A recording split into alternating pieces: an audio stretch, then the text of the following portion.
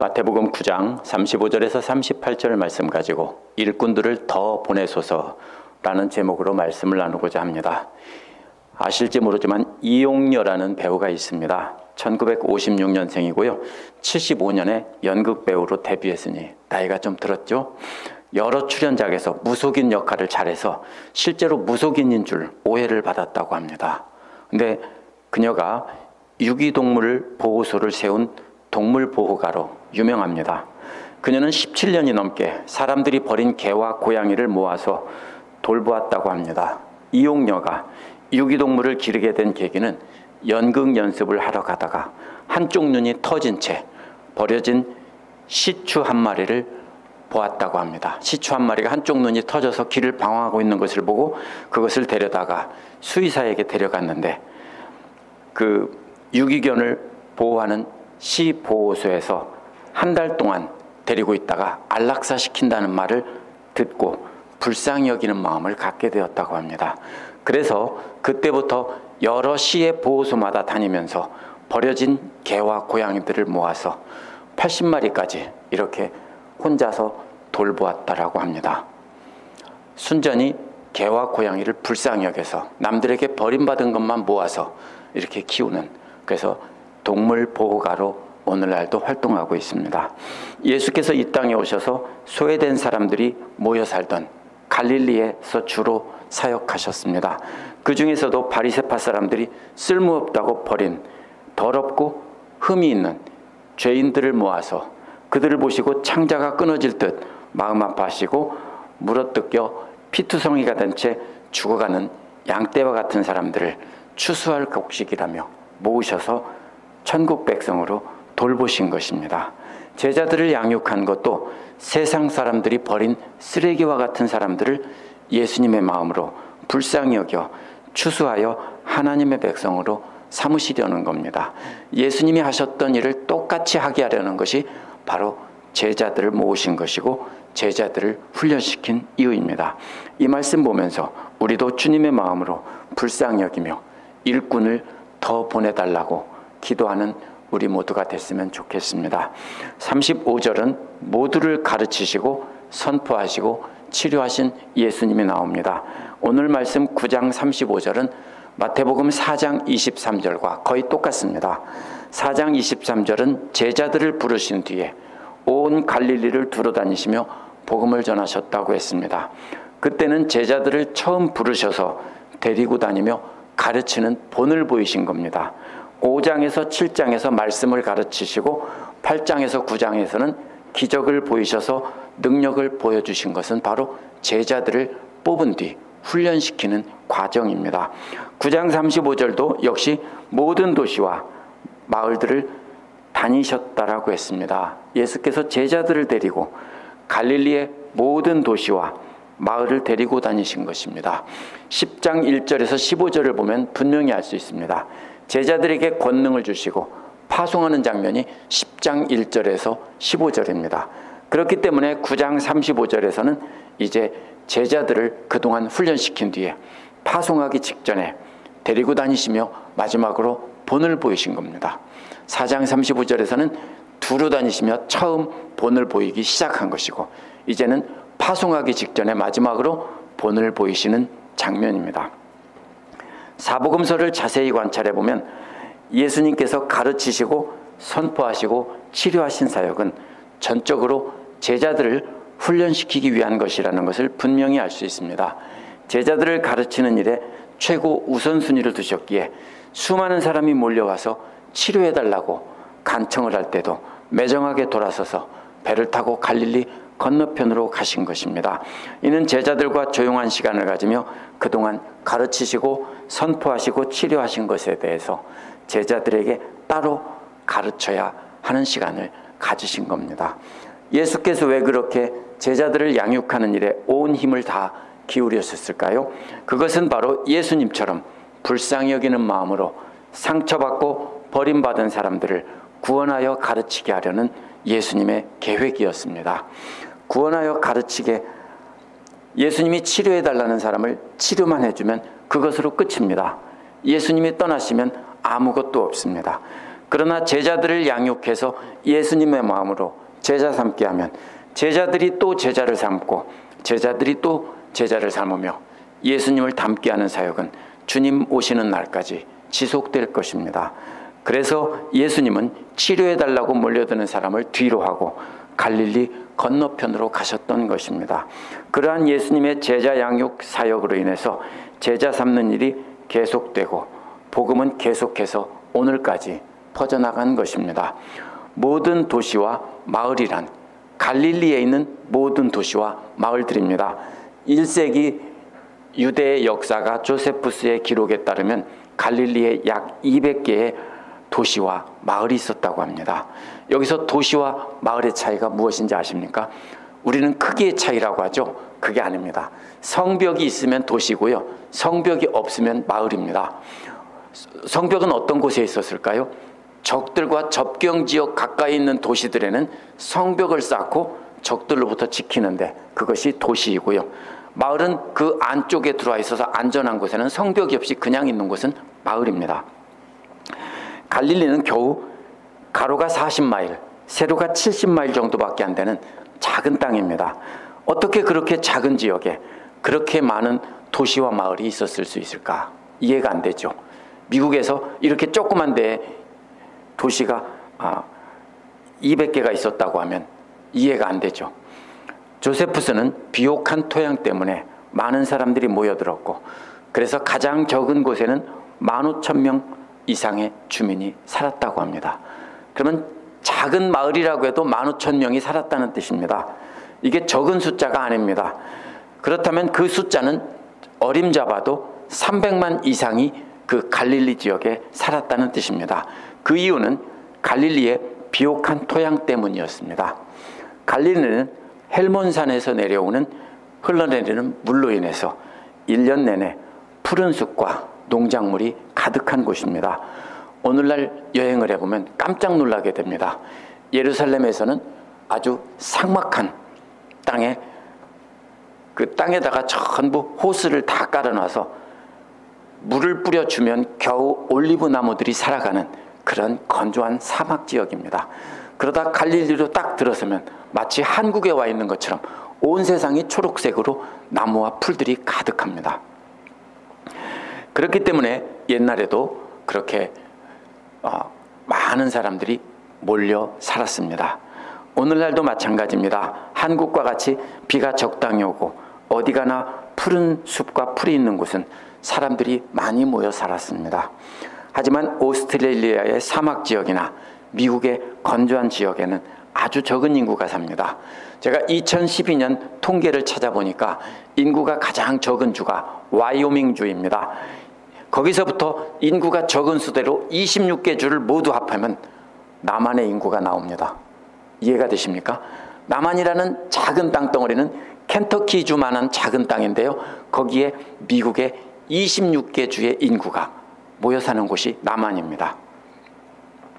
왜 그러냐면 땅은 좁지만 산천이 전부 항상 물이 있고 나무가 있고 풀이 있기 때문에 사람들이 밀집해서 살 수 있는 겁니다. 갈릴리도 그와 똑같습니다. 예수께서 그렇게 인구가 밀집된 200여 개의 도시가 좁은 땅에 모여있는 그곳을 전략적으로 택하셔서 그곳에서 3년 반 동안 이렇게 사역하신 것입니다. 여기서 예수님의 사역 전략을 볼 수 있습니다. 특별히 주목해야 될 말은 모든이라는 말입니다. 예수님은 모든 도시와 마을들을 다 다니셨다는 겁니다.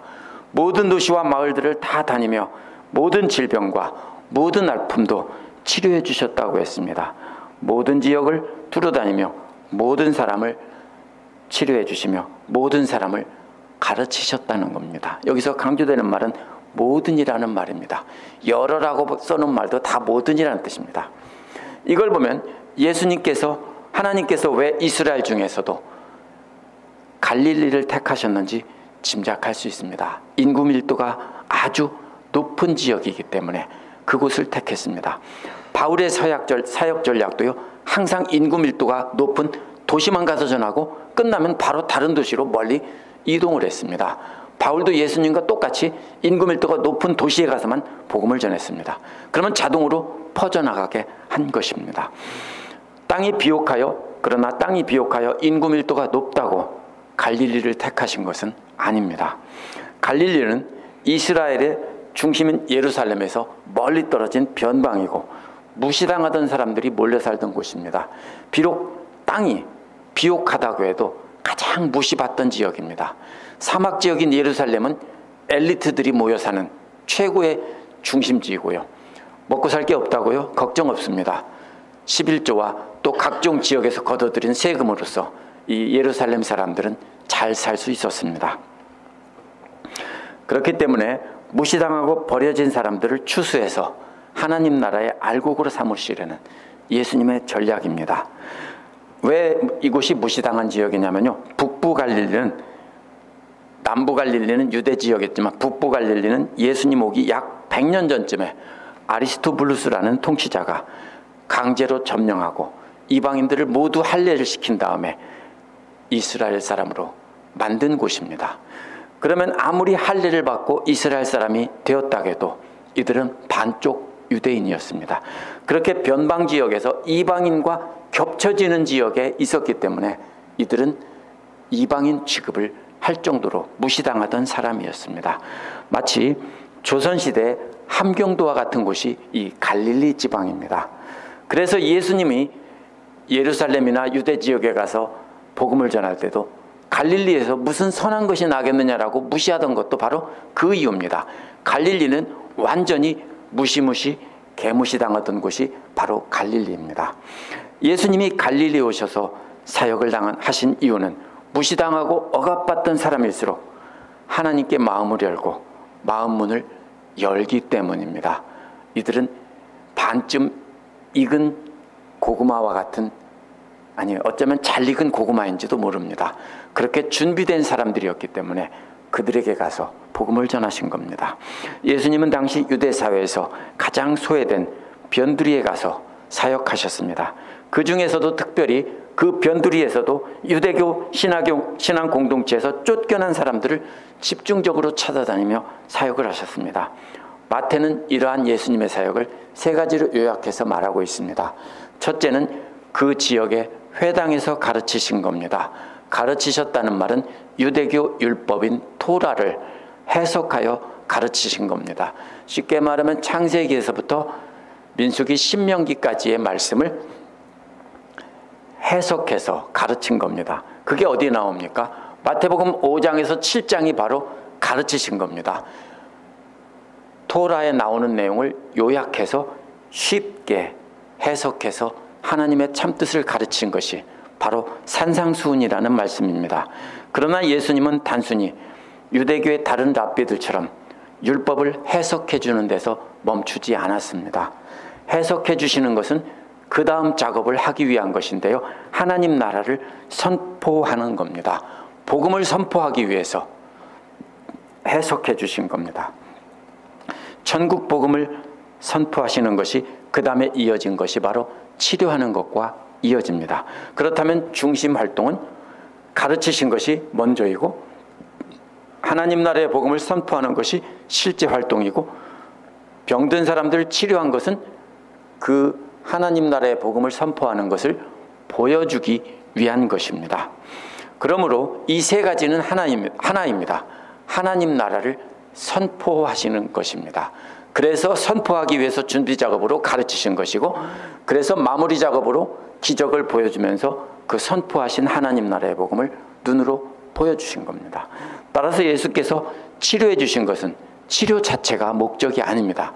그래서 복음서를 보면 치료하다가도 더 많은 사람이 왔는데도 그냥 털고 일어나서 가시는 것이 바로 그 이유 때문입니다. 예수님은 치료 자체가 목적이 아니라 천국 복음을, 선포하신 복음을 눈으로 볼 수 있게 증거하신 겁니다. 회당이란 주전 586년 바벨론 침공 이후에 성전이 파괴되고 포로로 잡혀간 뒤에 생겨난 것입니다. 성전이 없어졌고 유대인들이 돌아와서 율법을 공부하고 하나님께 예배를 드렸습니다. 그래서 그때부터 성전보다 회당이 중심이 됐습니다. 예수님 당시에 헤롯 성전이 있긴 했지만 지어진 지 그렇게 오래된 것이 아니고요. 이미 백성들의 중심은 성전이 아닌 회당이었습니다.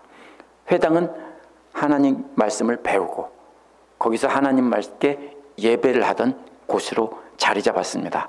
따라서 회당은 유대인들의 신앙생활의 중심입니다. 회당에서 하나님 말씀 배우고 하나님께 예배를 드렸습니다. 그래서 예수님은 갈릴리의 모든 도시와 마을에 있는 모든 회당들을 두루다니며 그들에게 복음을 가르치고 선포하시고 병을 치료해 주신 겁니다. 두 번째로 36절에는 모두를 불쌍히 여기신 예수님이 나옵니다. 예수님께서 무리를 보고 불쌍히 여기셨다는 말은 창자가 끊어지는 것 같이 아프다라는 뜻입니다. 이것도 우리도 쉽게 느낄 수 있습니다. 마치 추운 겨울에 길거리를 양말도 없이 맨발로 내 아들, 딸이 다닌다면 마음이 어떨까요? 가슴이 찡하며 창자가 끊어지는 듯한 고통을 느끼지 않겠습니까? 바로 그때 쓰는 말입니다. 그래서 14장 14절에서는 5,000명을 먹이실 때 무리를 보고 불쌍히 여기셨다. 그 말도 같은 말이고요. 15장 32절에서는 4,000명을 먹이신 기적 이야기에서 무리를 보고 창자가 끊어질 듯 불쌍히 여기셨다라고 했습니다. 누가복음 7장 13절에서는 외아들을 잃은 과부가 아들의 시체의 뒤를 따라가며 우는 것을 보고 불쌍히 여기셨다라고 할 때 쓴 말입니다. 이 무리들은 누구냐면 회당에 있던 무리들이 아닙니다. 회당에서 두루 가르치셨는데 소문을 듣고 몰려온 무리들은 회당에도 갈 수 없는 사람들입니다. 이들은 소외된 사람들이 모여 사는 갈릴리 사람 중에서도 유대교 신앙 공동체에서 쫓겨나서 회당에 들어가서 하나님 말씀을 듣지도 못하고 하나님을 예배하지도 못하던 사람들입니다. 회당에서 중심적 역할을 했던 바리새파 사람들이 그들은 자세한 율법 규정을 만들어서 가르치고 계속해서 어기는 사람들은 죄인으로 낙인 찍어서 쫓아내버렸습니다. 그 사람들이 바로 예수님께서 함께 식사하며 함께 가르치던 세리와 죄인들입니다. 바로 그런 사람들이 예수님 앞에 몰려들었습니다. 그들은 그래서 하나님 앞에 나가 말씀을 배우고 예배드릴 기회가 없었던 사람들입니다. 이들이 마치 뭐와 같으냐면 이용녀 씨가 발견한 눈이 터진 채 길거리에 버려진 시추와 같은 그러한 사람들입니다. 유대교 지도자들은 내버렸습니다. 더럽고 귀찮고 말썽 부린다며 내버렸습니다. 두들겨 패서 눈이 터졌겠죠. 그 사람들이 바로 지금 예수님 앞에 몰려든 사람들입니다. 복음서 여러 곳에 보면 예수님은 이처럼 불쌍히 여기셔서 치료하실 때 대부분 손으로 만지셔서 치료하셨습니다. 만지지 않고 그냥 말씀만 하실 수 있었을 텐데 그들은 더러운 사람이고 만지면 안 됩니다. 아무도 만지지 않고 가까이 가지 않는 사람들에게 예수님은 그들을 치료하실 때만 만지신 겁니다. 문둥병자나 소경이나 이런 더럽고 냄새나는 거지와 같은 유대교 정결법에서는 만지면 안 된다고 하는 사람들만 일부러 골라서 만지셨습니다. 왜 그렇습니까? 그들에게 하나님의 사랑의 손길을 느끼게 해주려고 일부러 만지신 겁니다. 그렇지 않을 때는 가라, 치료됐다 말하면 그냥 치료가 됐습니다. 이는 하나님의 사랑의 손길입니다. 하나님께서 우리를 그렇게 불쌍히 여기셔서 어루만져서 치료해 주신다는 뜻입니다. 그런데 오늘 본문에서는 몸이 아파서 불쌍히 여긴 것이 아닙니다. 먹을 것이 없어서 불쌍히 여긴 것이 아닙니다. 그들의 영적인 상태를 보고 불쌍히 여기신 겁니다. 몸이 아픈 것도 불쌍하지만 영적으로 바르게 인도받지 못해서 방황하고 있는 사람들은 말할 수 없이 불쌍한 사람들입니다. 사실 세리, 마태나 이런 사람들은 돈이 없는 사람들이 아닙니다. 삭개오 같은 사람들도 큰 부자입니다. 그런데 그들을 불쌍히 여기셨습니다. 왜요? 그들의 영적인 상태를 보고 불쌍히 여긴 겁니다. 오늘 말씀에서 예수님께서 불쌍히 여긴 것은 배고픈 사람을 불쌍히 여긴 것이 아니라 영적인 상태를 보고 하나님 앞에 나가서 예배하지도 못하고 하나님 말씀도 배우지 못하며 길거리에서 방황하고 있는 개 같은 사람들을 불쌍히 여기신 겁니다. 그래서 예수님께서 몸이 아픈 사람들, 불쌍한 사람들을 먹이신 것은 치료의 예수님의 사역의 핵심이 절대로 아닙니다. 예수님의 사역의 핵심은 하나님 말씀을 들을 수 없도록 버림받은 사람들에게 하나님의 복음을 귀로 들을 수 있게 가르쳐 주시고 선포하시고 기적을 통해서 눈으로 확인하게 해주신 겁니다. 이것이 예수님이 갈릴리에서 주로 하신 사역입니다. 마태는 예수님께서 무리들을 불쌍히 여기신 이유를 두 가지 그림 언어로 설명합니다. 한글 성경이나 영어 성경에는 대부분 그 그림이 삭제되어 있습니다. 무리들은 목자 없는 양과 같이 지쳐 있다는 말은 먼저 늑대 같은 맹수들에게 물어뜯겨서 상처났다는 뜻입니다.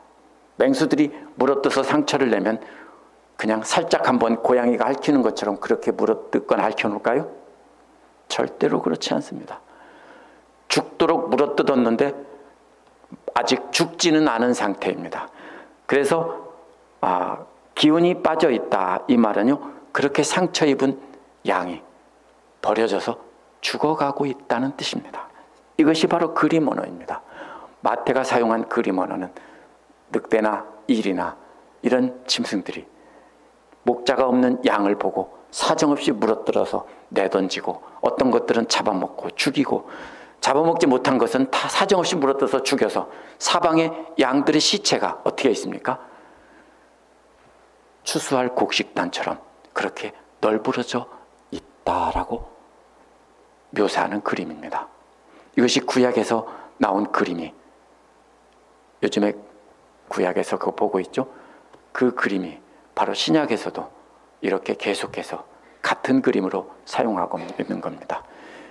쓰러진 죽어가는 양들의 시체들이 천지사방에 가득 뿌려져 있는데 그게 바로 묶어진 놓여져 있는 곡식단처럼 보인다라는 그림으로 전달하고 있습니다. 그래서 이어서 바로 추수할 곡식의 그림으로 전달하고 있는 것입니다. 이러한 맹수가 물어뜯은 것은 양떼를 돌보지 않던 목자들을 가리키는 것입니다. 여기서 말하는 것은 분명히 예수님은 바리새파 사람들과 율법학자들과 제사장들을 가리키는 겁니다. 저들이 바로 이들의 목자였기 때문입니다. 공식적인 목자였는데 7장 15절에서는 거짓 선지자들을 일이라고 하셨습니다.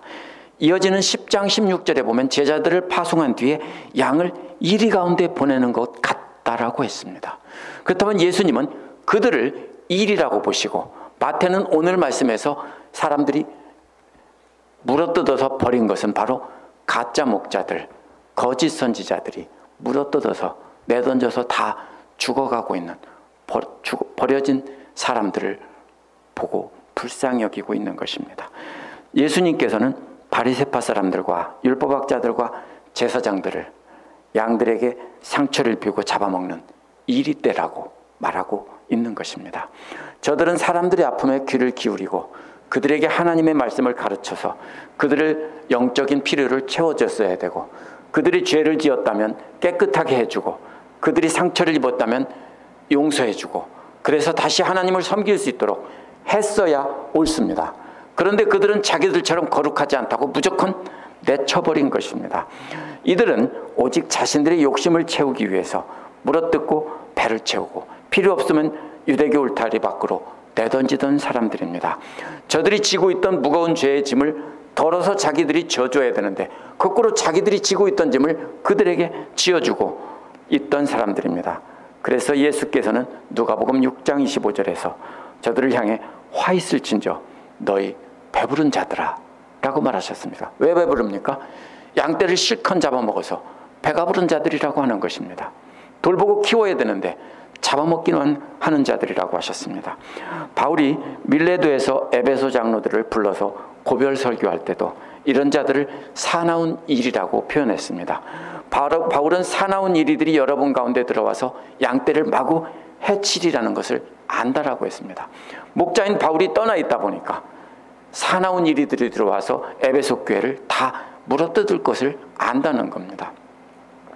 하나님 말씀을 가르친다고 하지만 자기 뜻대로 가르치며 자기들 말 안 들으면 마구 물어뜯어 던지는 자들은 목자가 아닌 이리떼입니다.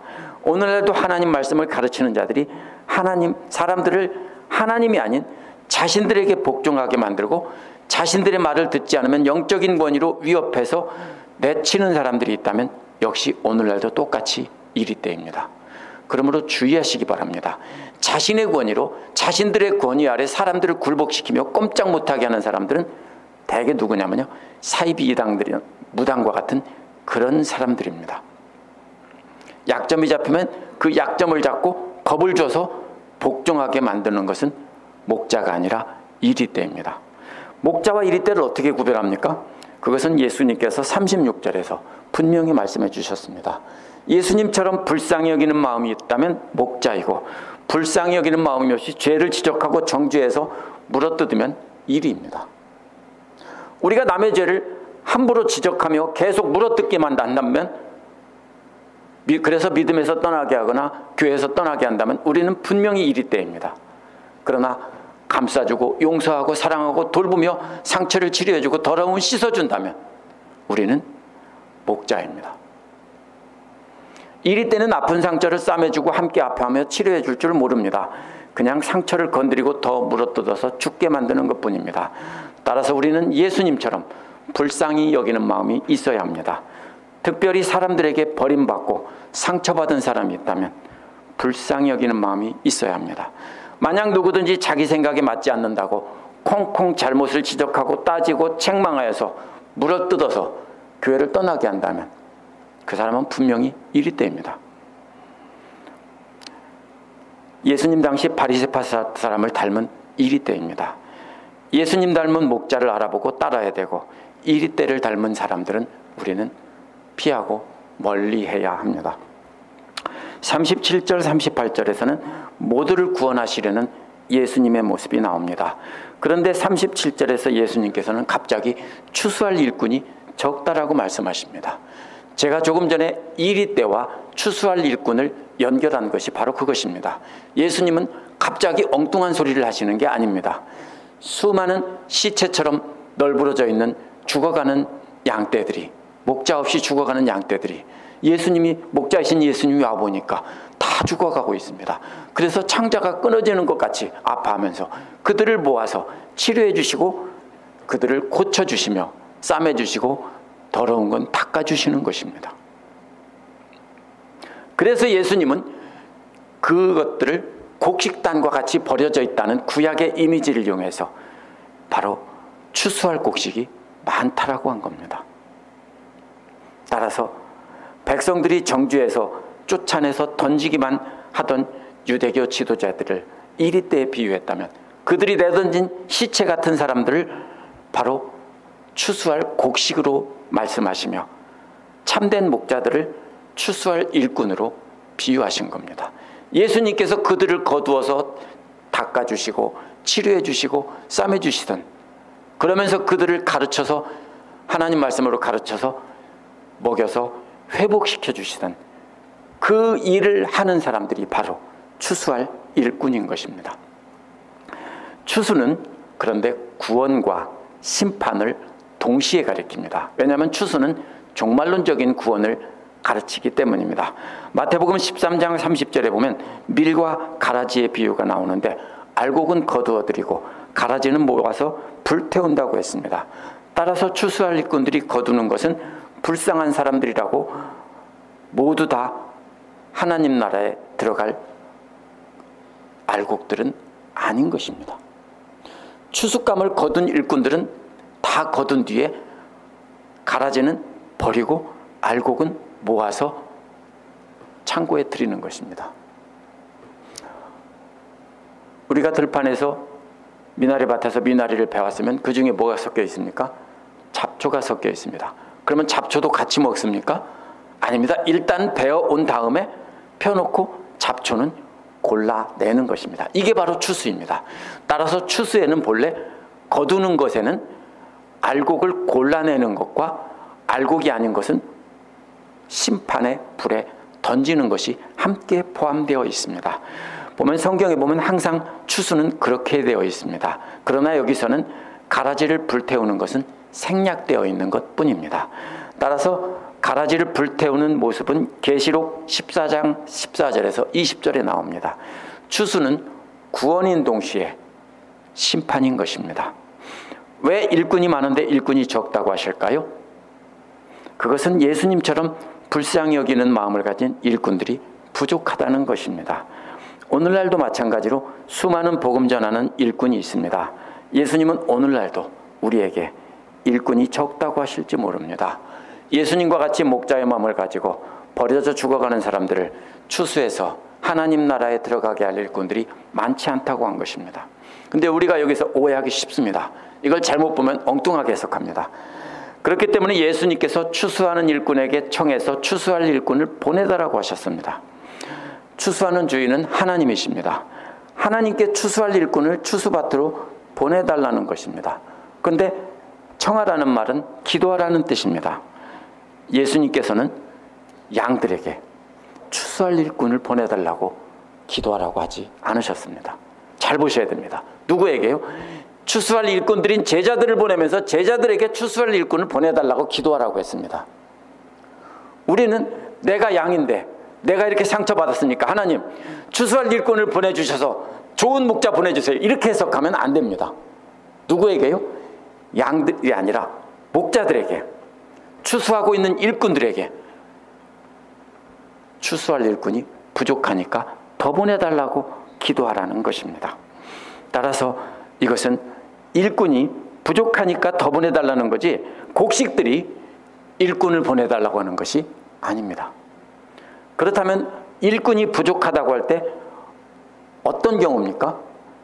나는 아무것도 안 하면서 일꾼이 부족하니까 일꾼 보내달라고 합니까? 그러면 주인이 뭐라고 합니까?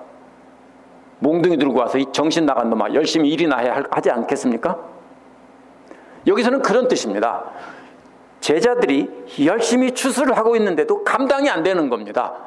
하나님 너무 많아요. 거둘 사람들이. 우리 힘으로는 감당이 안 되니까 추수할 일꾼들을 더 보내주세요 라고 하는 것입니다. 따라서 이것은 내가 추수를 하고 있지 않으면 추수할 일꾼을 보내달라고 기도할 자격이 없는 것입니다. 우리가 착각하면 안 됩니다. 우리 모두가 다 추수할 일꾼입니다. 그런데 우리가 열심히 추수하지 않으면서 아무것도 안 하면서 추수할 일꾼 보내달라고 하는 것은 어불성설입니다. 우리는 이 말씀 보면서 하나님 마음을 가진 추수꾼이 없다라고 한탄하면서 사람들을 지적질하고 왜 그러냐, 하나님 마음을 가진 추수꾼을 보내달라고 이렇게 하면 정신 나간 짓입니다. 이 말씀을 엉터리로 해석하고 있는 것입니다. 이 말씀은 우리 모두에게 하는 말씀입니다. 너희들이 먼저 추수꾼이 되어서 추수를 하라는 것입니다. 그런데도 너무 많으니까 하나님 내 손 가지고는 안 됩니다. 나처럼 하나님 마음 가진 사람들을 더 보내주세요라고 기도하라는 겁니다. 기도가 뭐예요? 나를 닮은 사람들을 보내주세요. 이 기도입니다. 내가 하나님 마음을 갖고 닮지 않았으면 하나님 나 같은 사람 더 보내주세요라고 할 수 없는 겁니다. 찢겨진 상처를 입고 죽어가는 양떼들을 열심히 거두어 싸매주고 더러워진 양떼들은 씻겨주면서 그들에게 먹여서 말씀으로 먹여서 회복시키면서 열심히 일하면서 하나님 일꾼이 모자라요. 더 보내주세요. 이래야 되는 겁니다. 이게 예수님의 말씀이에요. 10장에서는 그래서 예수께서 제자들을 불러서 추수할 일꾼으로 삼으시는 장면이 이어지는 겁니다. 이거를 이어서 보지 않으면 오늘 말씀은 완전히 다르게 해석합니다. 세상에는 나쁜 목자들만 가득하다라고 비판만 하게 됩니다. 예수님 혼자서는 감당할 수 없을 만큼 추수할 곡식이 많았기 때문에 제자들을 파송하면서 너희들도 내 마음 가지고 이렇게 거두어라. 그 다음에 예수님이 떠난 뒤에도 계속해서 거두어야 될 것인데 그때 예수님을 닮고 너희들을 닮은 일꾼들을 더 보내달라고 기도하라. 이것이 바로 예수님께서 하신 말씀입니다. 상처받은 심령들이 추수할 익은 곡식입니다. 내가 먼저 내 주변에 있는 사람들을 거두어서 치료하고 가르치고 회복해야 됩니다. 그렇게 하려면 어떻게 해야 되냐면요, 나와 신앙이 다른 사람을 인정해야 됩니다. 이걸 인정하지 않으면 항상 너는 왜 나처럼 안 해라고 지적하게 됩니다. 신앙은 다 달라요. 어떤 사람은 섬기고 봉사하는 것이 잘하는 것이라고 생각하는 사람이 있고, 어떤 사람은 열심히 기도하는 것이 잘하는 사람이라고 생각하는 사람이 있습니다. 이렇게 서로 다른 신앙을 가졌는데요, 그건 우리가 정죄하면 안 돼요. 어떻게 합니까? 그냥 용납하고 받아주면 그들은 모두 하나님 말씀을 통해서 예수님 말씀으로 모두가 마지막에는 다 똑같이 예수님을 닮아갈 것입니다. 지금은 나와 다른 신앙이지 그들은 틀렸고 잘못된 사람들이 아닙니다. 그들이 말씀 안에 붙어있기를 원하고 교회 안에 머물기를 원하면 그들은 2단 3단 아니에요. 돌보고 가르치고 치료해주고 상처해주고 상처를 싸매주고 그렇게 해야 될 대상이지, 너는 믿음이 틀렸으니까 나가, 이게 아니라고요. 오늘날 교회가 잘못하고 크리스찬들이 잘못하는 것이 바로 그거예요. 이 빈틈을 타서 뭐라고 하는 거냐면요, 신천지가 이걸 자기들이 추수꾼이라고 그래요. 왜? 기존 교회는 다 틀렸대요. 그래서 자기들이 들어가서 추수한대요. 뭐예요? 추수꾼들이 아니라 도둑놈들이에요. 뭐 가지고요? 콤바인 하비스터 가지고요, 몰고 와서 남의 밭 다 갖고 오는 걸 가지고서 싹 다 털어서 가져가는 도둑놈들이에요. 그리고 자기들은 추수꾼이래요. 추수꾼은 그런 게 아니에요. 우리가 교회 안에서 잘못된 사람도 있고 잘된 사람도 있지만 우리가 바로 추수꾼이 한 사람 한 사람이 되어야 하는 것입니다. 많은 사람이 오늘 말씀과 같은 말씀을 보고 우리도 예수님처럼 가난하여 헐벗고 굶주린 채 방황하는 사람들을 돕는 일을 해야 된다라고 주장을 합니다. 그래서 그런 일에 치중하는 교단도 있습니다. 그러나 예수님은 한 번도 그런 사람들에게 초점을 맞추고 사역하신 적이 없습니다. 그렇다고 그런 일을 하지 말라는 뜻은 아닙니다. 불쌍한 사람들이 몰려와 치료해달라고 할 때 예수님은 밤새도록 치료해 주셨습니다. 그러나 그런 사람들이 아무리 요청해도 때가 되면 모두 버리고 제자들을 데리고 한적한 곳으로 가셨다는 것도 알아야 합니다. 따라서 목자 없는 양이란 하나님 말씀을 참뜻을 가르쳐주는 목자가 없어서 방황하는 사람들입니다. 이리 때와 같이 자기 욕심만 채우는 목자들에게 상처받고 버림받은 사람들이 바로 목자 없는 양입니다. 절대로 가난한 사람들이나 노숙자 같은 사람들이 목자 없는 양이 아닙니다. 목자 없는 양이란 영적으로 상처받고 버림받은 사람들이지 가난하고 소외된 사람들은 아닌 것입니다. 돌아보면 저도 눈이 터진 채 거리를 방황하던 시추와 같은 존재였습니다. 그런 상황에서 예수님을 만나고 예수님을 통해서 말씀을 깨닫고 살면서 은혜 받은 삶을 살고 오늘 여기까지 왔습니다. 성도님들도 각자를 돌아보면 저와 마찬가지로 눈이 터진 채 길거리를 방황하던 시추와 같은 그런 상황에서 예수님을 만났을지도 모릅니다. 여기서는 육신적으로 힘들었을 때를 말하는 것이 아닙니다. 하나님 말씀을 먹여주고 하나님 말씀을 돌봐주는 사람이 없어서 세상에서 방황하던 때를 말하는 것입니다. 그런 때 주님께서 사람들을 통해서 우리를 거두어 주시고 여기까지 오게 하셨습니다. 하나님 마음을 가진 목자가 없다고 한탄하고 비판하면 안 됩니다. 추수할 일꾼들을 더 보내달라고 요청할 수 있는 사람은 내가 먼저 하나님 마음 가지고 열심히 추수하고 있으면서 열심히 일하면서 하나님 열심히 일해도 거둘 수가 없어요. 추수할 일꾼들이 부족해요. 추수할 것은 너무 많아요. 일해야 되는 겁니다. 우리가 영적으로 유기견 같은 사람들을 거두고 치료하고 가르치며 일손이 부족하니까 나와 같이 예수님 닮은 사람들을 더 보내주세요 라고 기도해야 됩니다. 그러므로 내가 먼저 예수 그리스도를 닮은 추수꾼이 되게 해달라고 기도해야 됩니다. 기도만 하면 안 됩니다. 예수께서 가르치시고 선포하시고 능력을 보여주신 그 말씀을 간직하는 일에 먼저 집중해야 합니다. 우리는 말씀을 통해 예수님 만나고 말씀을 통해 예수님의 마음을 갖게 되는 것이기 때문입니다. 내가 먼저 하나님 말씀의 참뜻을 깨달은 뒤 내 생각 내려놓고 그 말씀에 순종하여 살면서 하나님 마음을 달라고 해야 됩니다. 그러면 하나님께서 하나님 마음을 주는 거지 내가 잘 살아야 되겠다라고 해서 하나님 마음을 갖는 건 아닙니다. 만약에 그렇게 가지면은 그 사람은 무조건 바리새파 사람이 됩니다.